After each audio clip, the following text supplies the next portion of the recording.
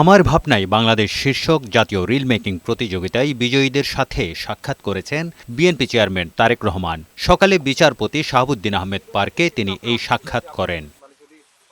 এ সময় তারেক রহমান বলেন, মানুষের নিরাপত্তা দরকার, সেই সাথে দরকার দুর্নীতি রোধ করা, যাতে সবাই রাস্তায় নিরাপদে থাকতে পারে। এটা ইনশিওর করতে হবে। দ্বিতীয়ত কারাপশন আমাদেরকে যেভাবেই হোক এটাকে অ্যাড্রেস করতে হবে।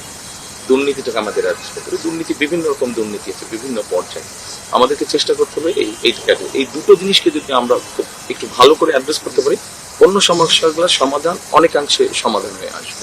জেলা শহরে স্যাটেলাইট শহর গড়ে তোলার কথাও জানান তিনি। জেলা শহর আছে, তার সদর শহর আছে, আমরা এগুলাতে পরিকল্পনার মধ্যে আছে কিভাবে করবো, ডিটেলটা we are working on. But আমাদের চিন্তার মধ্যে আছে যে এখানে আমরা ছোট ছোট স্যাটেলাইট টাউন করেছি, স্যাটেলাইট টাউন গড়ে তুলবো। এখন বলতে পারেন আপনারা এত জায়গা পাবেন। আমরা যেটা করতে চাইছি সেটা হচ্ছে যে নতুন জায়গা নিব না, যেই জায়গায় অলরেডি শহরটা আছে এই জায়গাতেই আমরা জিনিসটা তৈরি করবো। ওখানে বেসিক সাপোর্টগুলো থাকবে।